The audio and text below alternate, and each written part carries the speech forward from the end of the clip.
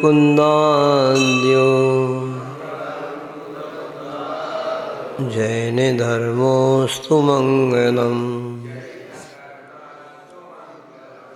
सर्वमङ्गलमाङ्गल्यं सर्वकल्याणकारिकं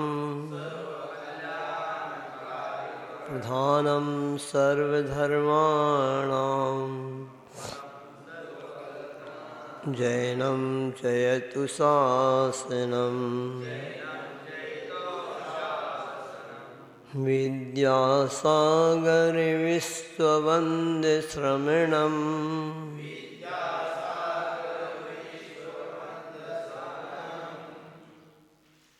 भक्त्या सदा संस्तुवे सर्वोच्चमयमिनं विनम्य परमं सर्वार्थसिद्धिप्रदम्।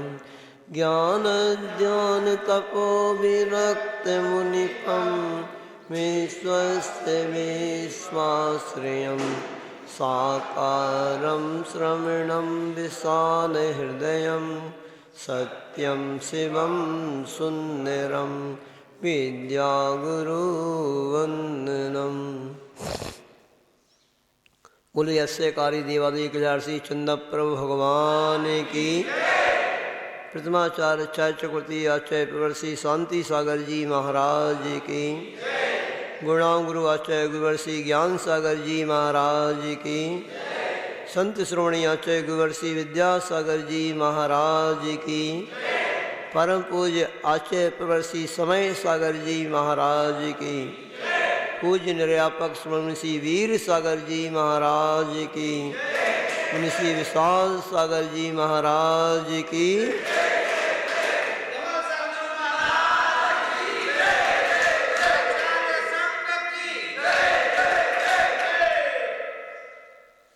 देखिए, आप सभी लोग यहाँ पर भगवान का अभिषेक करने के लिए आए हैं और भगवान का अभिषेक आप करेंगे, किंतु इसका फल हमें सही कैसे प्राप्त होता है, इसके बारे में कल्याण मंदिर स्तोत्र, जैसे भक्तामर स्तोत्र है ना, ऐसे ही कल्याण मंदिर स्तोत्र है जिसमें पार्श्वनाथ भगवान की स्तुति की गई। उसमें एक बहुत सुंदर श्लोक आता है। उसमें कहा गया है, अकर्णितोपि महितोपि निरीक्षितोपि नूनं न चेतस्मया विधतोऽसि भक्त्या जातोस्मि तेन जन बांधव दुख पात्रम यस्मात् क्रिया प्रतिफलन्ति न भाव शून्य। पेज नंबर 416 पे ये श्लोक है। देखें आप 416 पेज निकाल लीजिए। आज इसी के बारे में बताते हैं थोड़ा सा। फिर से पढ़ रहे हैं हम। निकाल लिया 416। सबसे नीचे, अकर्णितोपि महितोपि निरीक्षितोपि नूनं न चेतस्मया विधतोऽसि भक्त्या जातोस्मि तेन जन बांधव दुख पात्रम यस्मात् क्रिया प्रतिफलन्ति न भाव शून्य। देखिए, आचार्य प्रवर कुमुद चंद्र जी महाराज ने ये स्तोत्र लिखा है और इस स्तोत्र में आचार्य कुमुद चंद्र जी कह रहे हैं, सुनो, अब ध्यान से सुनो, कि हे भगवान, मैंने आपको बहुत सुना है। आकर्णितोपि का मतलब है आपको मैंने बहुत सुना है, मतलब आपकी वाणी को मैंने बहुत सुना है। महितोपि, हे भगवान, मैंने आपकी बहुत पूजन भी की है। निरीक्षितोपि, मैंने आपके बहुत दर्शन भी किए हैं। क्या क्या? आपकी वाणी को सुना भी है, आपके पूजन भी बहुत किए हैं, आपका दर्शन भी बहुत किया है, किंतु नूनम न चेतसी मया विधतोसी भक्त्या, भक्ति पूर्वक आपको मैंने अपने चित्त में, हृदय में विराजमान नहीं किया है, बस ऊपर ही ऊपर किया है, सब भावों से भर करके नहीं किया है। नहीं तो जो भावों से भर करके भगवान की भक्ति करता है वो इस संसार में दुखों का पात्र बन ही नहीं सकता। जो भगवान का सही भक्त होगा, बड़े भावों से भर करके भगवान की भक्ति करेगा, वो व्यक्ति तो संसार में रहता ही नहीं, वो तो भगवान बन जाता है बहुत शीघ्र। समझ में आ रहा है कि नहीं? और आगे कहते हैं कि हमने ये सब क्रियाएं की हैं ना, तो भावों से शून्य होकर के की हैं, सच्चे भावपूर्वक नहीं की है, विवेक पूर्वक नहीं की है, विधि विधान से नहीं की है। क्या होता है विधि विधान, क्या होता है भाव? तो सबसे पहले देखो, हम जब भगवान जी के मंदिर में आते हैं ना, तो आपको लगना चाहिए कि हम कहाँ पे आ रहे हैं। ये तीन लोग के नाथ का मंदिर है, ये कोई सामान्य जगह नहीं है। और ये जो वेदिका में भगवान विराजमान है, ये साक्षात जिनेंद्र भगवान ही विराजमान है। जिन भगवान को केवल ज्ञान हुआ था चंद्रप्रभु भगवान को, वही चंद्रप्रभु भगवान ही विराजमान है, जिनका विशाल समोषण लगा रहता है। उस समोषण में असंख्यात देवी देवता, मनुष्य, यहाँ तक कि त्रियंच भी आकर के शांत भाव से बैठ जाते हैं। ऐसे तीन लोग के नाथ हैं। ऐसे भावों से भर के आते हो, बताइए, ऐसे लगता है कि आपको साक्षात भगवान विराजमान है? ऐसे लगता है? तो बहुत गदगद होना चाहिए। ऐसे देखो, ऐसे लिखा है शास्त्रों में, इन भगवान के दर्शन करके हमारे भाव कैसे होना चाहिए। अद्याभवत् सफलता नयनद्वयस्य देवत्वदीय चरणाम्बुज वीक्षणेन अद्य त्रिलोक तिलक प्रतिभासिते में संसार वारिधिरयं चुलक प्रमाणः।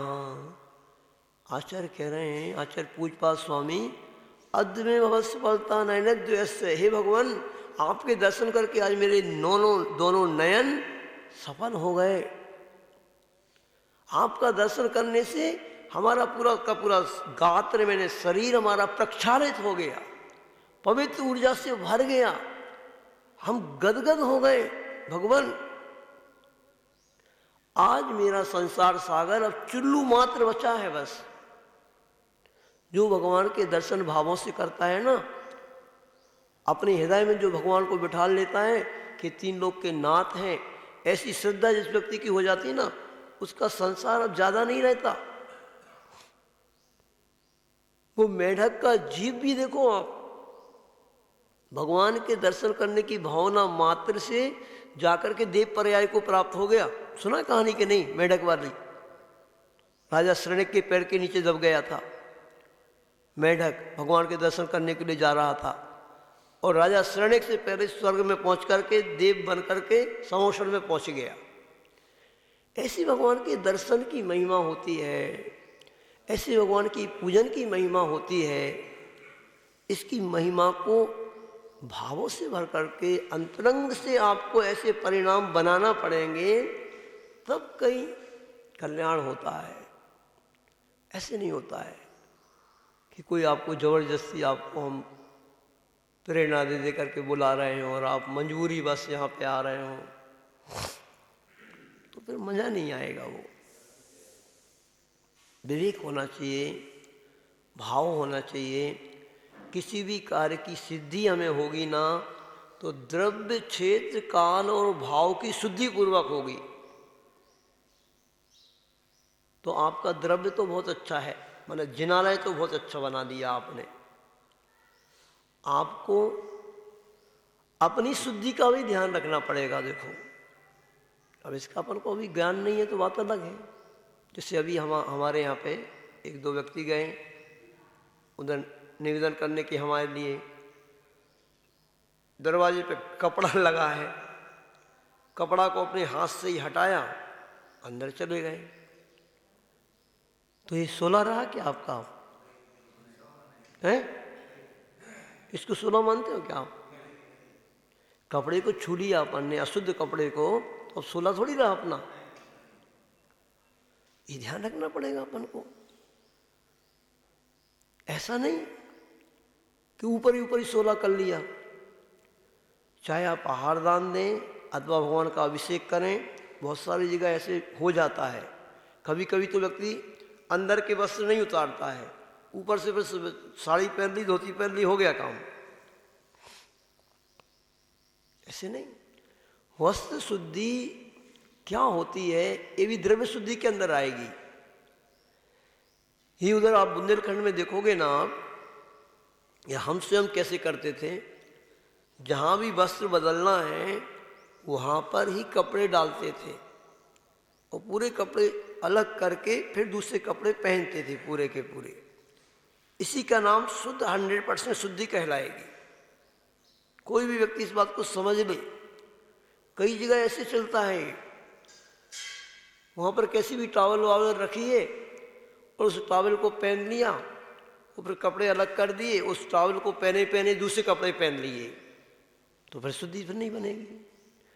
इससे भी हमारे भावों में, हमारी परिणामों में विशुद्धि आती है। हमारे कपड़े भी हमारे द्रव्य शुद्धि के अंतर्गत आएंगे। समझ रहे कि नहीं? तो इसका भी पूरा ध्यान रखना चाहिए। और जिन लोगों को इसका ज्ञान नहीं है उनको अपन को, जो दूसरे समझदार लोग हैं, उनको बताना चाहिए कि द्रव्य शुद्धि अपन को ऐसे करना है। हमने सोने के वस्त्र पहन लिए तो अब और कोई चीज़ छूना नहीं है। आप लोगों की बात नहीं बोल रहे हैं, बहुत सारी जगह ऐसा ज्ञान नहीं रहता है। हम लोग जब हरियाणा तरफ गए, दिल्ली तरफ, तो हरियाणा में हम गए तो वहाँ क्या करता था, माली जो रहता था ना, माली कपड़ों को निचो के तो डाल दिया, माली ने डाल दिया, और कपड़े उठाता भी वही था, ऐसे गैरसोल के कपड़े में घिरी बना के रख दिए अलवाड़ी में। सेठ लोग आए, निकाले, पहन लिए, वो कपड़े अलग किए और यही पहन लिए। अब सोना हो गया। जब उनको बताया कि भाई तो ठीक है, आप तो सब भरत चक्रवर्ती से भी ज़्यादा बड़े बड़े सेठ हो ना, आपको सब रेडीमेड चाहिए। आज क्या हो गया, पूजन कैसी हो गई, रेडीमेड हो गई आज पूजन। हर चीज आदमी को रेडीमेड चाहिए। पुजारी द्रव्य सामग्री धो करके रख दे, धोती दुपट्टा के लिए माली डाल दे तो सेठ जी आएंगे, पहन लेंगे और बस। बहुत कठोर लिखा है आगम में, शायद ये बात कार्तिक के अनुप्रेक्षा ग्रंथ में मुझे जहाँ तक ध्यान है लिखी हुई है। कोई भी श्रावक भोग भोगने को स्वयं भोगता है कि दूसरों से भुगवाता है भोग? क्यों भाई? भोग स्वयं भोगते हो कि कोई नौकर से भुगवाते हो भोग? खुद भोगते हो कि नहीं? तो भगवान की सेवा भी स्वयं को करना चाहिए। उन्होंने बहुत कठोर बोला, तुम अपनी पत्नी के पास नौकर को भेजते हो क्या? और स्पष्ट कर दे रहे हैं, भोजन स्वयं करते हो क्या? अच्छे अच्छे कपड़े, अच्छे अच्छे वस्त्र, जो भोग जो भी सामग्री कहलाती है, इसको स्वयं ही भोगते हो कि नहीं? और भगवान की सेवा के लिए नौकर चाकर? ऐसा नहीं होता। स्वयं करना चाहिए। स्वयं हम अपने वस्त्रों को निचोड़ करके डाल दें, स्वयं हम पहने, स्वयं कुएं से जल विवेकपूर्वक भरें। यहाँ तक कि कई जगह पर गर्भगृह में किसी अशुद्ध व्यक्ति को प्रवेश ही नहीं करने देते हैं। स्वयं कोई 16 वाला व्यक्ति होगा वही गर्भगृह में जाएगा और कोई नहीं जा सकता। हम मंदिर की विशुद्धि जितनी रखेंगे उतना यहाँ पे अतिशय घटित होगा। आज मंदिरों में देवी देवताओं ने आना बंद क्यों कर दिया? क्योंकि विशुद्धि नहीं है यहाँ पे, हमारा विवेक ही नहीं है कुछ भी, तो सभी समाप्त होता जा रहा है।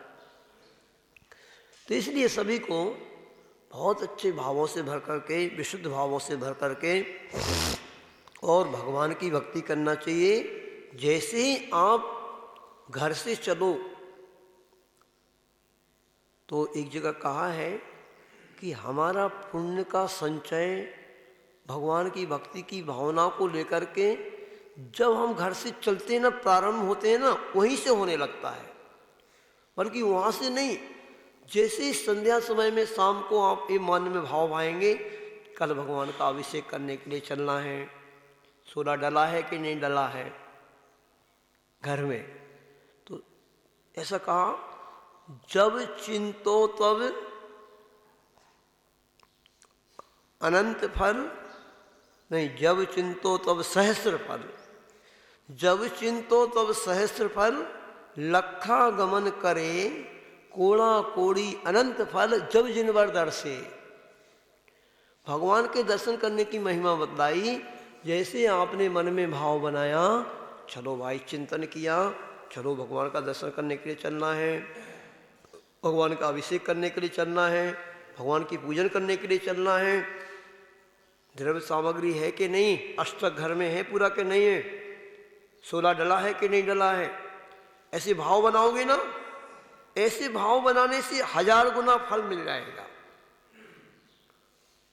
लखा गमन करे और बढ़िया सोले के कपड़े पहन करके, हाथ में द्रव्य सामग्री लेकर के, बढ़िया कोई स्तुति पढ़ते हुए, नमोकार मंत्र पढ़ते हुए, जैसे मंदिर जी के प्रस्थान करोगे घर से, लाख गुना फल हो जाएगा।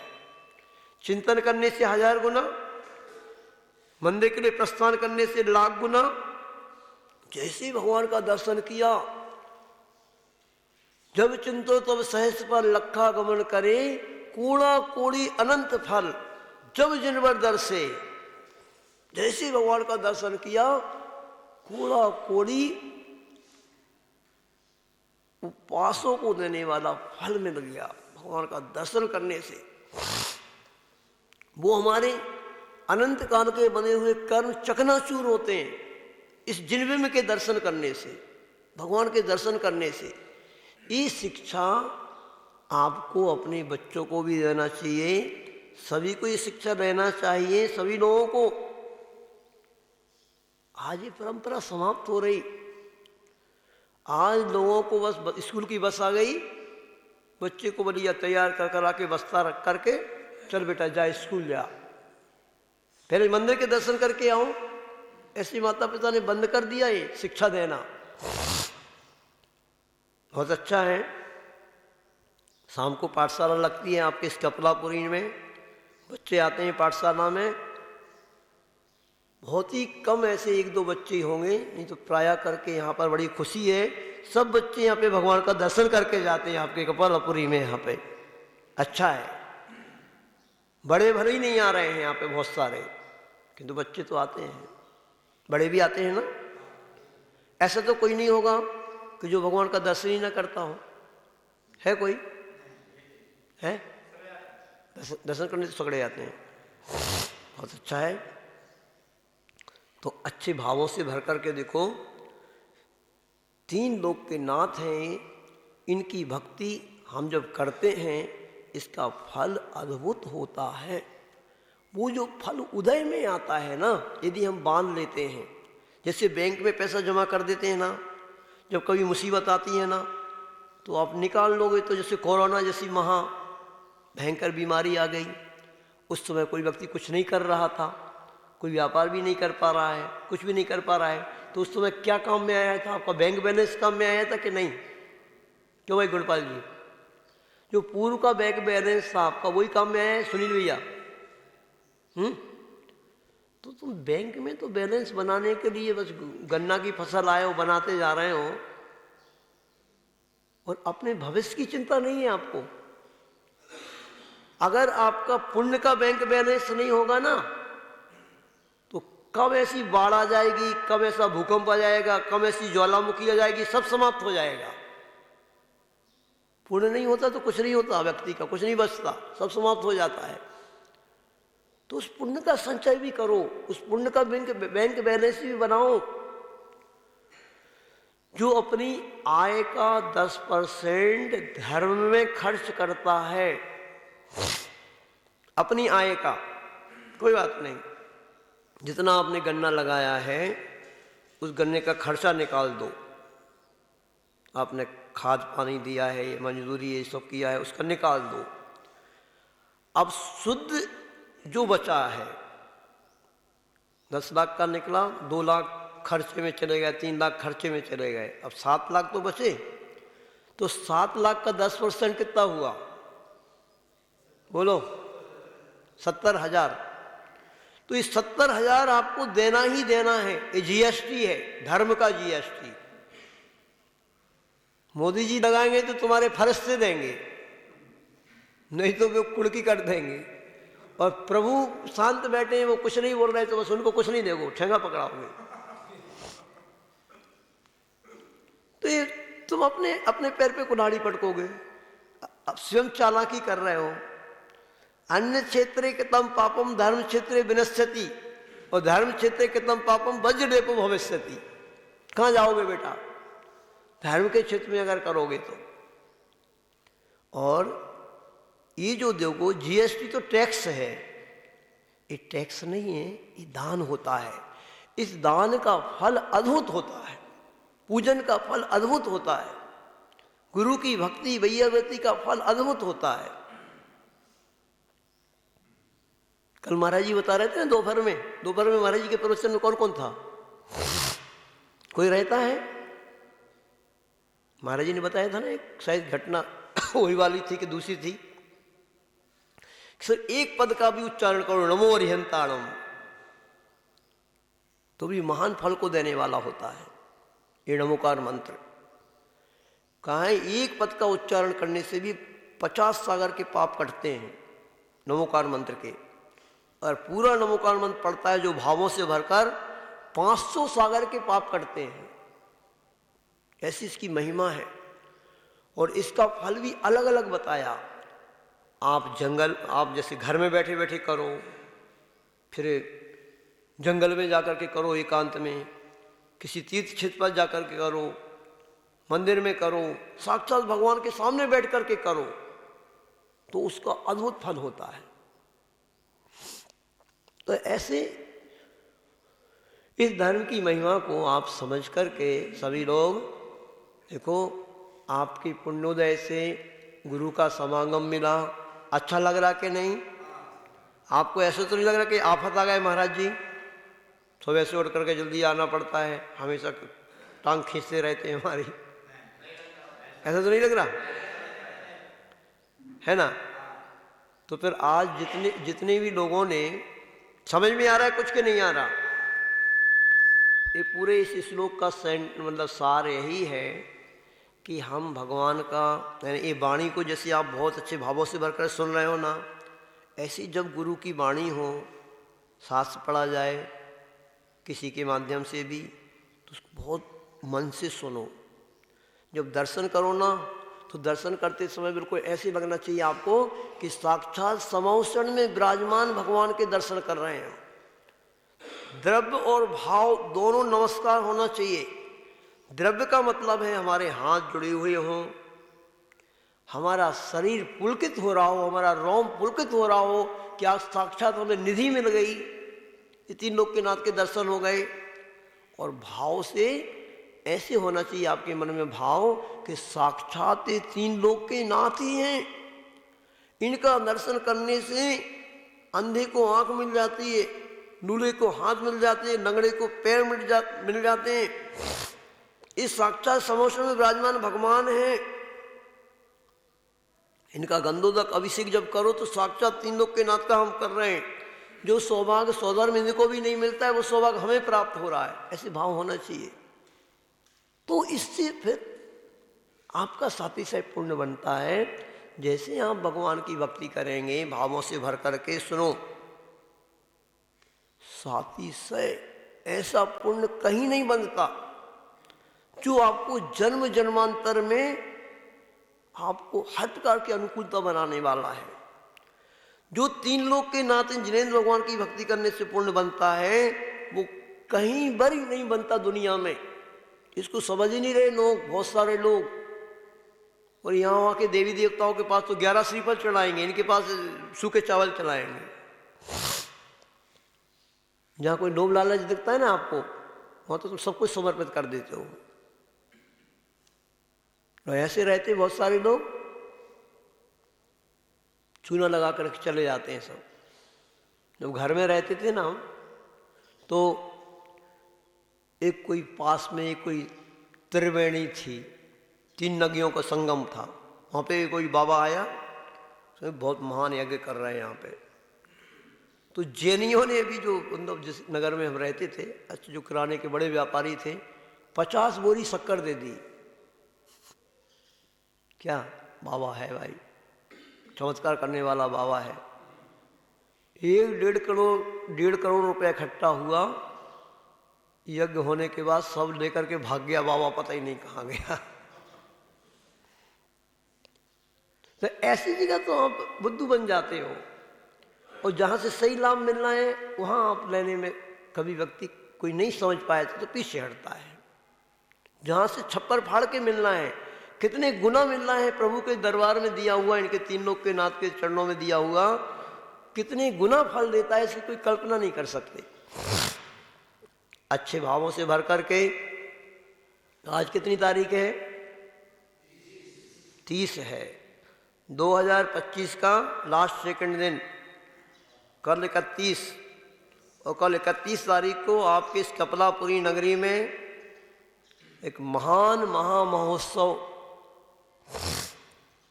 मैं तो कह रहा हूँ आसपास के सारे गांवों में, रिश्तेदारों में, सबको निमंत्रण दे दो। बुंदेलखंड में कहते पई पावने चूल से निमंत्रण, पई पावने चूल से निमंत्रण। क्या होता है विपिन, क्या होता है इसका मतलब? कि भैया जो आपके घर में मेहमान आया हो, बच्चे हो, सब आ जाओ, सबका निमंत्रण आज कपलापुरी में है, 31 जनवरी में, इसमें 31 दिसंबर में। और फिर 1 जनवरी को कपलापुरी के अक्षयकारी चंद्रप्रभु भगवान का महामस्तकाभिषेक। बहुत ही भगवान इतने मनोज्ञ हैं आपके, ऐसे लग रहा है बिल्कुल युवा अवस्था में हैं, और उनको मुस्कान दे रहे हैं। गौर से देखो तो उनको मुस्कुराते हुए दिखते हैं चंद्रप्रभु भगवान। तो बहुत ऊर्जा से भरे हुए हैं, बहुत ही पावरफुल भगवान हैं। तो इनका महामस्तकाभिषेक 1 जनवरी को, और 31 तारीख को, 31 दिसंबर को वह अक्षयकारी भक्तामर की महाअर्चना। कोई भी व्यक्ति चुकना नहीं चाहिए। पूरे आसपास, चाहे वो परांडा हो, चाहे वो महातपुर हो, चाहे कुर्डुवाड़ी हो, वारसी हो, पंडरपुर हो, मोरनीम हो, ये सब आसपास के गांव हैं। करमड़ा, सब निमंत्रण भेजा है कि नहीं भेजा? सब जगह पत्रिका भेजी है कि फोन से? कैसे? व्हाट्सएप पे भेज दिया। व्हाट्सएप पे अकेले से भेजने से काम नहीं होगा। वहाँ के जो अध्यक्ष हैं, कमेटी है, उनको भी फोन से, अब आजकल तो फोन ही सब कुछ है, तो कम से कम निवेदन करो, आमंत्रण दो कि आपको पूरे गांव सहित हमारे यहाँ पे ऐसा होने वाला है। अंबड़ के रिश्तेदार हो ना आप सब, अंबड़ वालों को भी। और अंबड़ वालों ने कैसा जलसा किया था जब हम लोग पहली बार अंबड़ पहुंचे थे ना। ऐसे महाराज जी का बर्थडे था उस दिन, वीर सागर जी महाराज जी का। पूरे आसपास के गांवों के लोगों को बुला करके पूरा फंक्शन किया था जोरदार। अब कपलापुरी वालों को अब अवसर प्राप्त हो रहा है, अंबड़ से बढ़कर के होना चाहिए फंक्शन कपलापुरी में, क्योंकि कपलापुरी की रिश्तेदारी अंबड़ में है। क्यों भाई रंजीत जी? तो बहुत अच्छे से, और सभी युवाओं को बुलाया था रंजीत भैया। पर जय घोष जी और ये लोग बोल रहे हैं महाराज जी इस समय तो अभी आप आ नहीं पाए, सभी लोग अन्य अन्य कार्य में भी रहते हो, तो फिर 1 बजे आ जाओगे हैं? 1 बजे सारे आ जाओ। तो हम महाराज जी को निवेदन कर दे रहे हैं कि 1 बजे हम लोग सब सामयिक इत्यादि थोड़ा सा करके तैयार रहेंगे। 1 बजे सारे युवाओं को बुलाओ, क्योंकि कल का कार्यक्रम भी बहुत बड़ा कार्य है, फिर परसों भी बहुत बड़ा ही कार्य होगा। आसपास सब जगह से भी लोग आएंगे, देखो दूर दूर से भी आएंगे। इस सब व्यवस्था कैसे क्या करना है अपन को, है ना। और यदि आप चाहते हो, आपको अच्छा लग रहा हो, तो महाराज जी को निवेदन भी करो, सारे ये वाले एक एक श्रीफल लेकर के आओ 1 बजे कि महाराज जी अभी शीतकालीन पूरा आपको कपलापुरी में ही करना है और कहीं नहीं जाना। ये दिसंबर और जनवरी 2 महीना शीतकाल के माने जाते हैं, फरवरी से तो कम होने लगता है। तो पूरा जनवरी पूरा महीना महाराज कपलापुरी में ही रहना है और कहीं नहीं जाना है। ऐसे निवेदन करना, सभी लोग एक एक श्रीफल लेकर के आओ, ठीक है। देखो सभापति जी भी आ गए। तो सभापति जी अच्छा लग रहा है कि नहीं, महाराज जी का सानिध्य यहाँ पे कपलापुरी में आनंद आ रहा है कि नहीं, आनंद आ रहा है। तो फिर हमने जो बताया था ना आपको, हमें 2 भरे हुए कलश मिले थे और 2 बड़े काम कोई कपलापुरी में होना है। अभी कौन से होना है, वो 31 और 1 तारीख में मालूम पड़ जाएगा आपको कौन से काम होना है ना। सबको मिलकर के करना है। और कल जो हम बात बोली थी ना आपको कि हम कपलापुरी का रहस्य बताएंगे कि कपलापुरी इसका नाम क्यों है इस गांव का, वो आज नहीं बता रहे, कल बताएंगे, क्योंकि आज तो समय हो गया है आपका। अभिषेक करें अपन अच्छे से, ठीक है ना। बोले आचार्य गुरु विद्यासागर जी महाराज की, बोले परम पूज्य निर्यापक श्री वीर सागर जी महाराज।